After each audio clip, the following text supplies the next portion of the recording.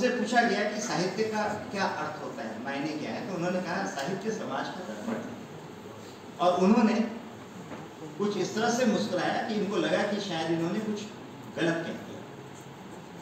देखिए, समाज का दर्पण, क्योंकि यहाँ पर पत्रकारिता के भी छात्र हैं, इसलिए मैं इसकी व्याख्या दो तरह से करूंगा, क्योंकि एक समय था जब पत्रकारिता और साहित्य दो अलग अलग विधाएं नहीं थी।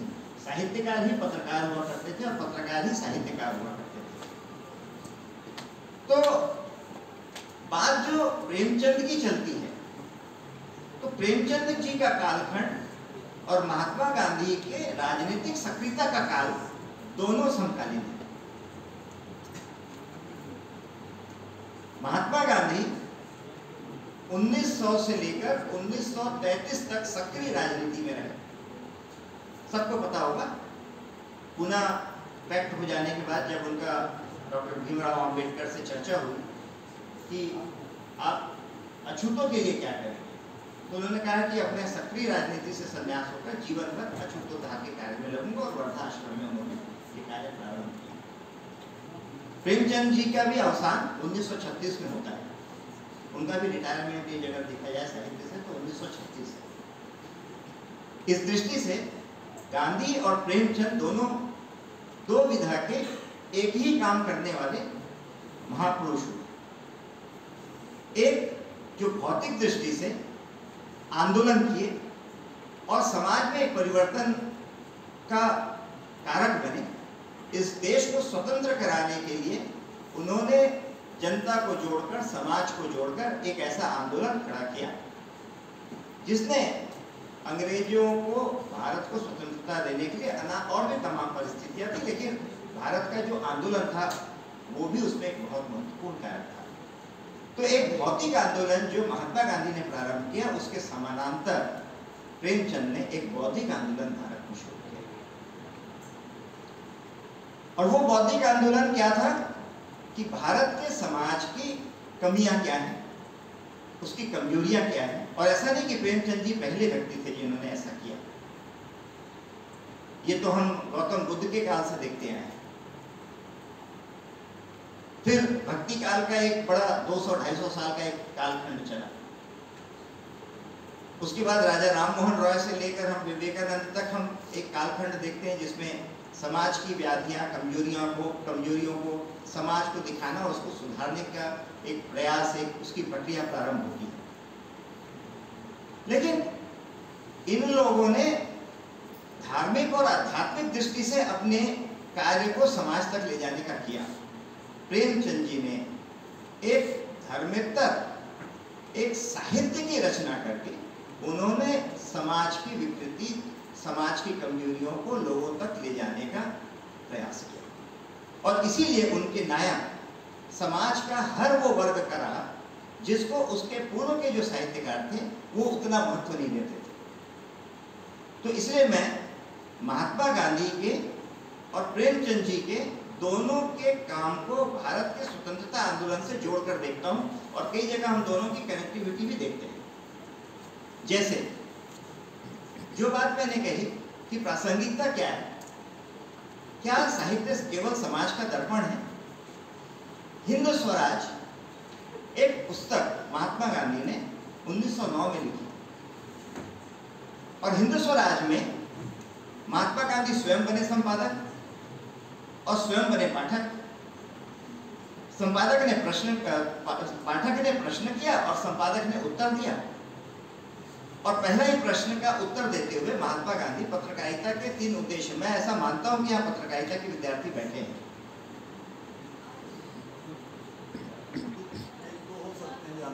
ज्यादा नहीं है, चलो कोई नहीं,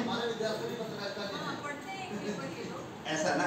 तो पत्रकारिता की परिभाषा उन्होंने पूछी, और पत्रकारिता की परिभाषा गांधी जी ने दी। उन्होंने कहा कि पत्रकार के 3 काम होने चाहिए। पहला, समाज में जो कुछ हो रहा है उसे जस के तस दिखाना। दूसरा, समाज को जैसा बनना चाहिए उस तरह की प्रेरणा देना।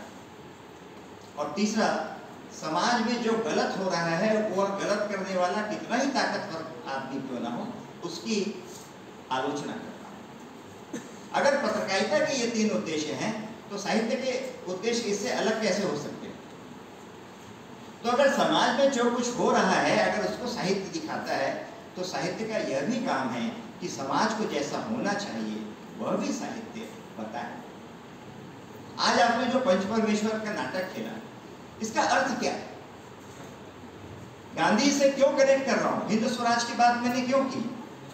इसलिए क्योंकि भारत के अंदर में हम स्वतंत्रता के दौर में जिस प्रकार हम न केवल राजनीतिक तौर पर बल्कि सामाजिक एवं मनोवैज्ञानिक सांस्कृतिक तौर पर हम गुलाम बनते गए, उसमें महात्मा गांधी और उसके पहले के जो समाज सुधारक है उसमें राजा राम मोहन रॉय का मुझे एक भाषण बहुत अच्छे से याद है, जिसमें वो कहते हैं कि भारत को स्वतंत्र करने के लिए भारत के समाज को सक्षम बनाने की आवश्यकता है और वह काम मैं शुरू कर रहा हूँ।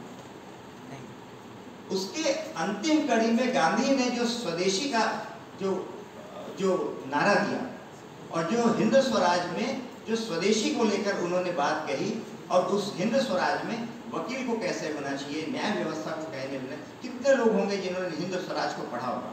आप में से किसी ने पढ़ा है? अगर हिंद स्वराज को आपने पढ़ा होगा तो उसमें वकील की व्याख्या दी गई है और वो किससे जोड़ते हैं? वो यूरोप के वकालत से जोड़ते हैं और कहते हैं कि वकील जो है एक मिशन नहीं है, वो एक प्रोफेशन है।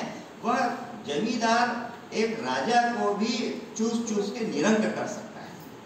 और आपने जो अभी नाटक खेला ये महात्मा गांधी के हिंद स्वराज के उस विदेशी न्याय प्रणाली का विकल्प है पंचपरमेश्वर।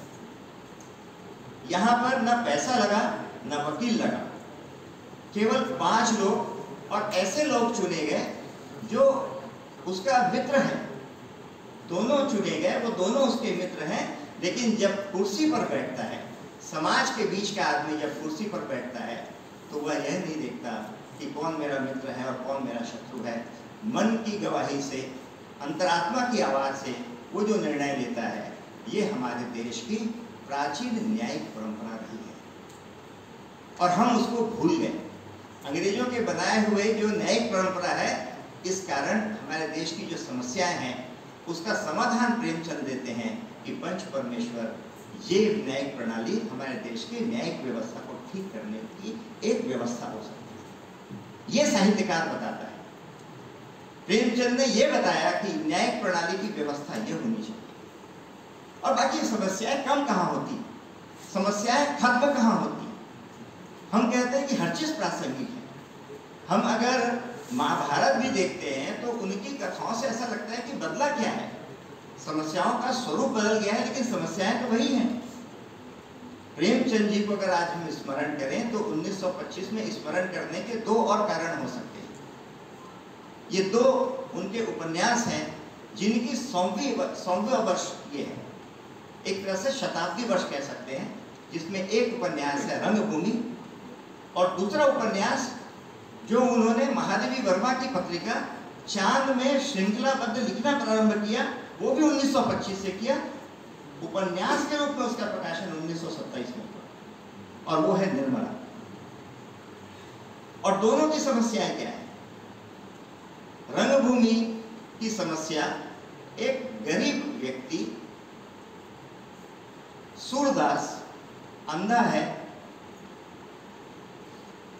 भिखारी है कह सकते हैं, घूम घूम के वो भिक्षावृत्ति करके अपना पेट पालता है, लेकिन उसके पास एक जमीन है जिस पर एक उद्योगपति की निगाह है। वो उस जमीन को लेकर वहां पर एक सिगरेट का उद्योग लगाना चाहता है और साम दाम दंड भेद से वह एक ईसाई, मेरे ख्याल से जॉन सेवक उसका नाम होता है, वो उसकी जमीन हथिया लेता है और वहां पर सिगरेट की फैक्ट्री लगाता है। ये रंगभूमि का विषय है। आज विषय अलग कैसे है? आज किसान की जमीन, गरीब की जमीन, उसको उद्योगपति किसी तरह से ले ले, ये विषय तो आज भी है। दूसरा एक विषय आता है निर्मला। निर्मला के सारे विषय, निर्मला की अगर आप मोटा मोटी किसी ने अगर निर्मला पढ़ी हो तो मैं ये भी विषय कहना चाहता हूँ कि हम महापुरुषों की जयंती मनाते हैं, हिंदी विभाग है, हिंदी साहित्य के हम विद्यार्थी हैं, लेकिन मैं जैसे देख रहा था वहाँ बैठे बैठे कि आप सभी बहुत इच्छा से, मन से यहाँ बैठे हैं HOD बैठी हुई हैं, कुलपति साहब बैठे हुए हैं, कुल सचिव साहब बैठे हुए हैं, केंद्रीय विश्वविद्यालय है। साहित्य पढ़ना, साहित्य को जीना, साहित्य को समझना, साहित्य में कौशल का उन्नयन करना। तो प्रेमचंद की जयंती अगर हमने मनाने का जिस दिन निर्णय किया हो, क्या इस बीच में हमने क्या प्रेमचंद जी की कुछ कहानियों को पढ़ा, किसी उपन्यास को हमने पढ़ा? और केवल एक तरफा क्यों हो? इस आयोजन को आधा घंटा तो परिचर्चा के रूप में होना चाहिए कि विद्यार्थी हमसे पूछें कि साहब उनमें ऐसा कहा गया है, इसका क्या अर्थ है। हम लोगों के पास वो अनुभव है, सतीश भैया बैठे हैं, मैं मानता हूं कि छत्तीसगढ़ के बहुत वरिष्ठ साहित्यकार हैं। हम एक एकेडमिक दृष्टि से भी आपके प्रश्नों का उत्तर दे सकते हैं और व्यावहारिक दृष्टि से भी दे सकते हैं, जैसा मैंने अभी पंच परमेश्वर का एक व्यावहारिक उसका विश्लेषण किया। लगभग उसी प्रकार की जिस प्रकार हम फिल्म देखने जाते हैं लेकिन सही बात हम नहीं समझ पाते। बहुत सारी फिल्में हैं कि राम तेरी गंगा मैली फिल्म आई थी 1984-85 में, राज कपूर जी की आखिरी फिल्म। लोग क्या देखने गए, क्या समझे? एक नई अभिनेत्री आई थी, अच्छे गाने थे, हीरो हीरोइन नाच गा रहे हैं। फिल्म क्या थी? फिल्म गंगा एक्शन प्लान, जो 1985 में तत्कालीन प्रधानमंत्री राजीव गांधी ने गंगा को साफ करने का मुहिम प्रारंभ किया था। वो फिल्म का थीम तो गंगा एक्शन प्लान था कि गंगा कैसे जहां से निकलती है वहां से कलकत्ता पहुंचते पहुंचते प्रदूषित हो जाती है। उस अभिनेत्री के माध्यम से ये बताया था। हम समझे क्या? अभी कुछ दिन पहले एक फिल्म आई थी दंगल, ज्यादातर लोगों ने देखी। क्या आशय है उस फिल्म का बनाने का?